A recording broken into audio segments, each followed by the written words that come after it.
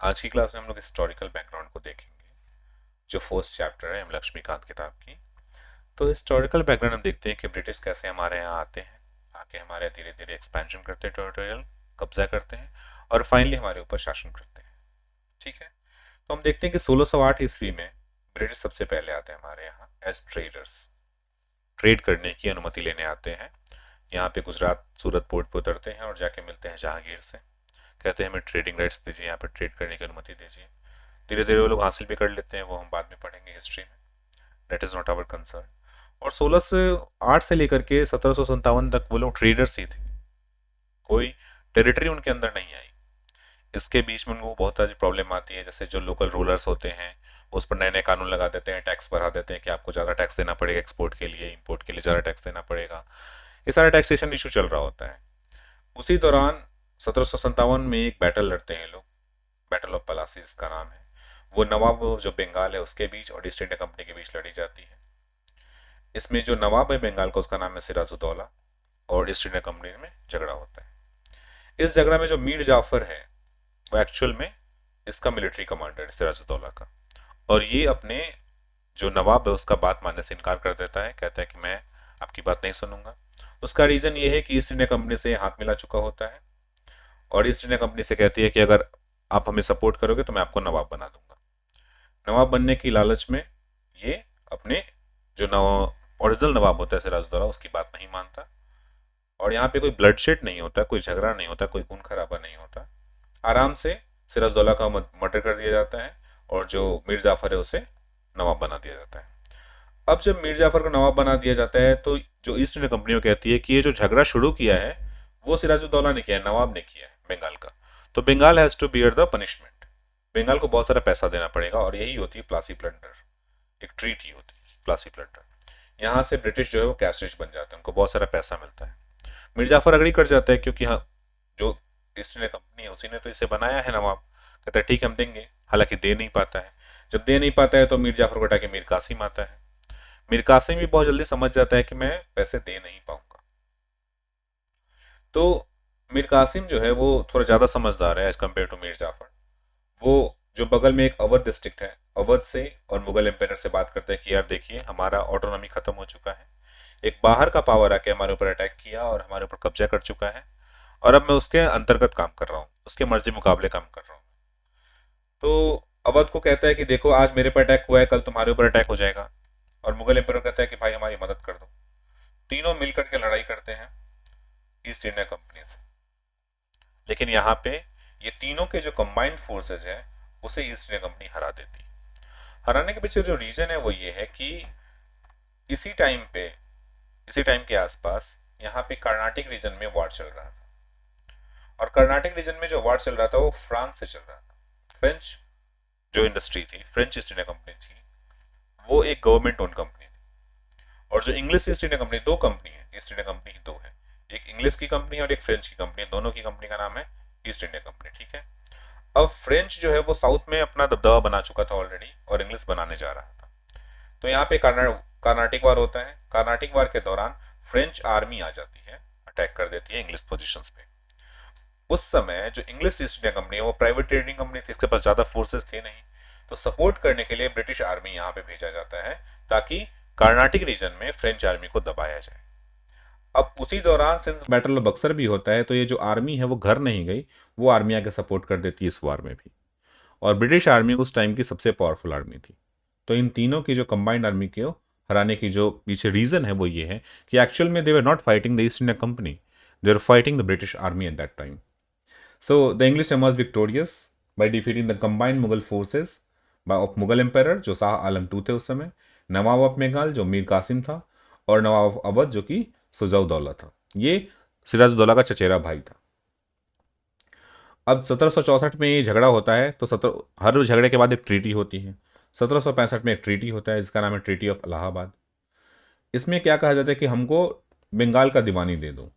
और ये बंगाल है क्या, बंगाल में तीन उस समय बड़ा बड़ा स्टेट को कंबाइन कर दिया जाता था, बिहार, बंगाल और उड़ीसा।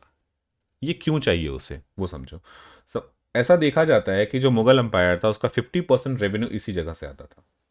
और आने के पीछे रीजन ये था कि ये मोस्ट फर्टाइल लैंड था। मोस्ट फर्टाइल लैंड था। मोस्ट फर्टाइल लैंड होने की वजह से उस समय टैक्सेशन होता क्या था, उस समय जो बेसिक जो अर्निंग लाइवलीहुड था वो क्या था, फार्मिंग था। जो भी हम क्रॉप लेके आते थे तो क्रॉप का 50% टैक्स चला जाता था। कहने का मतलब कि अगर ये पूरा अपना नेशन है इंडिया का जो मुगल के साम्राज्य के अंदर आता है, 50% जो टैक्स आ रहा है वो सिर्फ इस रीजन से आ रहा है। और इस रीजन पर कब्जा हो गया किसका, ईस्ट इंडिया कंपनी का। वो क्या कहती है कि हमको दीवानी राइट्स दे दो। दीवानी का मतलब क्या, रेवेन्यू कलेक्शन राइट्स दे दो हमें, यहाँ पे रेवेन्यू मैं कलेक्ट करूंगा। अब ऐसा नहीं था कि सारा रेवेन्यू कलेक्ट करके मैं खुद ही रख लूंगा। मान लो कि यहाँ पे 100 kg फसल होता है और उस 100 kg में लोग डिसाइड करते हैं कि हम लोग 40 kg फसल ले लेंगे टैक्स के तौर पे। अब इस 40 में से हो सकता है 30 kg जो होगा वो ईस्ट इंडिया कंपनी के पास जाएगा, 3 kg जो होगा वो मुगल एम्पायर के पास जाएगा, और जो बचा हुआ 7 kg है वो नवाब के पास चला जाएगा। So they made a revenue sharing agreement actually. It's not like उन्होंने सारा कुछ कब्जा कर लिया। अब 1765 में सबसे पहली बार टेरिटोरियल कंट्रोल मिला। अब देखो कि अराउंड 150 साल पहले 1608 में वो पहली बार आते हैं एज ट्रेडर्स, और 150 साल के बाद वो पहली बार कब्जा करते हैं एक टेरिटरी के ऊपर, बंगाल जो सबसे रिच प्रोविंस था उसके ऊपर। धीरे धीरे वो कब्जा बढ़ाते जाते हैं और नए नए कानून लाते जाते हैं। 1857 में हो जाता है सिपाही विद्रोह, सिपाही म्यूटिनी, उसको फर्स्ट वार ऑफ इंडिपेंडेंस भी कहा गया है। कुछ लोग कहते हैं इट्स स्टिल डिबेटेबल। क्यों डिबेटेबल है, क्योंकि जो हमने इसे तोड़ा पहले फर्स्ट को देखा, क्या ये फर्स्ट वार था, क्या ये फर्स्ट था, तो इसका क्वेश्चन है कि नहीं, क्योंकि इससे पहले भी बहुत बार ऐसा हो चुका है कि अटेम्प्ट्स लोगों ने ट्राई करा है कि हम इंग्लिश को ओवरथ्रो कर देते हैं, however they field.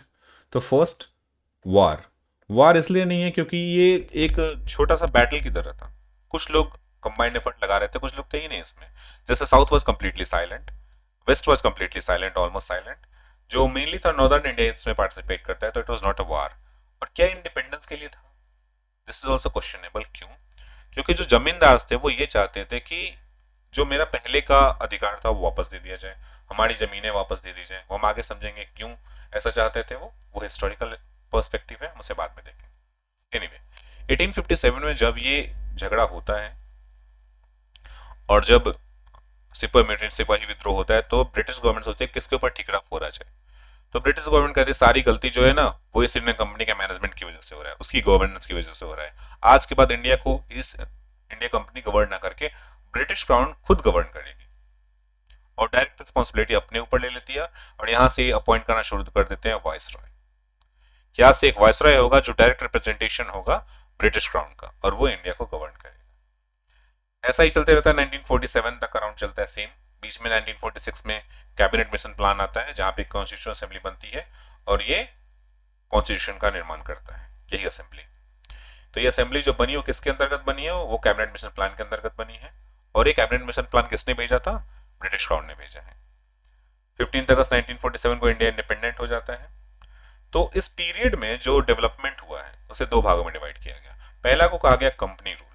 Company rule कौन से पीरियड को कहा गया, जो 1773 से लेकर के, क्योंकि 1773 में इनका पहला कानून आता है, उस टाइम से लेकर के 1857 जब तक सिपाही म्यूटिनी होता है, उस पीरियड को कहा गया कि ये कंपनी रूल है, यहाँ पे कंपनी शासन कर रही है। और 1858 1858 से लेकर के 1947 तक जो रूल हुआ वो क्राउन यानी कि वायसराय वाला रूल हुआ, वायसराय वाला रूल होता है यहाँ पे। ठीक है, तो ये दो पीरियड का डिवीजन किया गया है for the purpose of understanding. अब सबसे पहले समझते हैं कंपनी रूल के अंदर पहला कौन सा एक्ट आया। तो सबसे पहला एक्ट आया था रेगुलेटिंग एक्ट। अच्छा, ये एक्ट आया क्यों, तो उसका बैकग्राउंड समझते हैं कि हैदर अली जो था मैसूर का शासक, उसने ईस्ट इंडिया कंपनी को हरा दिया फर्स्ट एंग्लो मैसूर वॉर में, जो हुआ 1767 से 69 के बीच में। तो इनको लगने लगा यार साउथ में कुछ पावरफुल रूलर्स भी है, मतलब east India company is not managing the assets properly, जो इनके पास रिसोर्सेज है उसे प्रॉपर्ली मैनेज नहीं कर, तब तो हैदर अली ने इसे हरा दिया। उसके बाद 1770 में होता है ग्रेट बंगाल फेमाइन, जहां पे भुखमरी आ जाती है बंगाल में, बहुत लोग मारे जाते हैं, तो और टैक्सेशन इनके पास कलेक्ट हो नहीं पाता है। तो 1772 में 1772 में जो ईस्ट इंडिया कंपनी है वो एक सीवियर फाइनेंशियल क्राइसिस से गुजरता है, और जो ब्रिटिश गवर्नमेंट उसे कहता है कि 1 मिलियन पाउंड का हमें लोन चाहिए, हम बैंकक्रप्ट हो गए। यहाँ पे ब्रिटिश गवर्नमेंट कहती है इतना पैसा इसके पास आ रहा है फिर भी ये बैंकक्रप्ट हो रहा है, लोन मांग रहा है, वो कह रहा है इसे यहाँ पे करप्शन बहुत ज्यादा है, नेपोटिज्म, मतलब जो बाप है उसी का बेटा डायरेक्टर बन जा रहा है, उसी का जो बेटा है वो यहाँ पे बार बार डेपुटेशन पे काम करने आ रहा है पैसे कमाने के लिए, बहुत घुसखोरी है। ये सारा चीज ब्रिटिश गवर्नमेंट तक बात पहुंचती है। उसी के बीच में देखा जाए कि उसी आसपास में अमेरिकन रिवोल्यूशनरी वार होता है 1775 से लेकर 83 तक। और इससे पहले उनको समझ में आने लगता है कि अमेरिका में अपने हाथ से चला जाएगा। अब अमेरिका के बाद India was the most important colony for British government. तो उन्होंने सोचा यार ऐसा ना हो कि अमेरिका भी हाथ से चला जाए और इंडिया में हाथ से चला जाए। तो उन्होंने कहा कि अरे जो कंपनी गई है, क्योंकि अमेरिका में क्या हुआ था, कुछ सेटलर्स गए थे यूके से, कुछ सेटलर्स जाते हैं अमेरिका में और यहाँ पे बाद में यूके को कहते हैं कि हम तुम्हारी बात नहीं मानेंगे। सिमिलरली यहाँ पे देखा गया कि ईस्ट इंडिया कंपनी यहाँ पे आई और बाद में ईस्ट इंडिया कंपनी कहते हैं कि हम तुम्हारी बात नहीं मानेंगे, आज से हमें जो मन करेगा वो चलाएंगे, तुम होते कौन हो, तुम एक आइलैंड पे बैठे हो, हमें कौन सा होते हो रूल करने के लिए। तो ये सारी चीजों को मद्देनजर देखने के लिए करते हैं कि यार कंट्रोल करना पड़ेगा। तो इंटेंशन क्या है? इंटेंशन ये है कि जो ईस्ट इंडिया कंपनी इंडिया में फंक्शन कर रही है उसके अफेयर्स को कंट्रोल कर सकूं और रेगुलेट कर सकूं, अल्टीमेटली ईस्ट इंडिया कंपनी के ऊपर लगाम लगा सकूं कि तुम मेरे अधीन हो, ये बता सकूं। उसके पॉलिटिकल और एडमिनिस्ट्रेटिव फंक्शन को आइडेंटिफाई करता है। पॉलिटिकल मतलब वो जो कानून बनाता है और एडमिनिस्ट्रेटिव मतलब जिसको उसको पालन करवाता है। उसके बाद यहाँ पे सेंट्रलाइज एडमिनिस्ट्रेशन लाने की कोशिश की गई। अब सेंट्रलाइज क्यों लाया जा रहा है? क्योंकि ब्रिटिश गवर्नमेंट यहाँ पे बैठी हुई है यूके में, लंदन में बैठी हुई है, ठीक है, और लंदन से उसको इंडिया को कंट्रोल करना है। तो 10 लोगों से जो पूछे उससे अच्छा है ना कि सब लोग किसी एक को रिपोर्ट करो और मैं किसी एक से रिपोर्ट मांगू। तो उसके लिए उसने बंगाल को चुना। सबसे पहले उन्होंने क्या किया, उन्होंने जो गवर्नर ऑफ बंगाल था उसको बोल दिया कि आज से गवर्नर जनरल ऑफ बंगाल बनेगा, ठीक है, बस नाम चेंज किया। नाम चेंज करने के बाद उसे काउंसिल दिया, एग्जीक्यूटिव काउंसिल, और इसमें 4 मेंबर्स दे दिए ताकि उसको असिस्ट कर सके। अभी इसको हम शॉर्ट फॉर्म बोलते हैं GGIC, governor general in council. Total 5 लोगों की टीम होगी, इसका चेयरमैन होगा गवर्नर जनरल ऑफ बंगाल। अब जो बॉम्बे का गवर्नर है और जो मद्रास का गवर्नर है उसको सबऑर्डिनेट बना दिया गया। मतलब हम जो ब्रिटिश गवर्नमेंट है वो सिर्फ बंगाल के गवर्नर से बात करेगी, गवर्नर जनरल ऑफ बंगाल से बात करेगी, और बाकी जो भी है ये बाकी गवर्नर से बात करेगा, जैसे मद्रास और बॉम्बे से बात करेगा ये governor general of Bengal. Specially ये जो मैटर्स था फॉरेन पॉलिसी से रिलेटेड, मतलब मेरे मर्जी के बगैर, यानी बंगाल के मर्जी के बगैर जो बॉम्बे है या मद्रास है वो कोई भी वॉर इनिशिएट नहीं कर सकता। जब भी वॉर इनिशिएट करना है पहले बंगाल से परमिशन लेना पड़ेगा, क्योंकि वॉर इनिशिएट करने से बहुत सारा रिसोर्सेज एक्सपेंस होता है कंपनी का। तो अल्टीमेटली कंपनी के फाइनेंशियल को कंट्रोल करने की कोशिश कर रहा है ब्रिटिश गवर्नमेंट नाउ। उसके बाद ये कहते हैं कि सुप्रीम कोर्ट हम लेके आएंगे कलकत्ता में, जो 1774 में लाई गई। यहाँ पे एक चीफ जस्टिस थे और 3 अदर जजेस थे। इनका जो जुरिस्डिक्शन था वो सिविल और क्रिमिनल दोनों केसेस के लिए था, लेकिन देखा जाए तो सिर्फ ये ब्रिटिश सब्जेक्ट्स के लिए था, not for the Indian natives. ये जो कोर्ट लाया गया ना ये सिर्फ ब्रिटिश गवर्नमेंट के लिए लाया गया। मतलब जो ब्रिटिश के लोग इंडिया में काम कर रहे हैं अगर उन पर कोई कानूनी कार्रवाई की जाती है तो सुप्रीम कोर्ट करेगी वहां पर। इंडियन नेटिव्स के ऊपर ये एप्लीकेबल नहीं था, ये ध्यान में रखने वाली बात है। उसके बाद ये प्राइवेट ट्रेड और ब्राइब्स को प्रोहिबिट करता है। अब प्राइवेट ट्रेड क्या है वो समझो। होता क्या है कि मान लो ब्रिटिश गवर्नमेंट यहां से 100 केजी कॉटन भेजने वाली थी, ठीक है, उसमें से 2 केजी कॉटन मैंने खुद का भेज दिया इसी 100 केजी के साथ, क्योंकि ये 100 केजी तो ड्यूटी फ्री था, इस पर कोई टैक्स नहीं लग रहा था।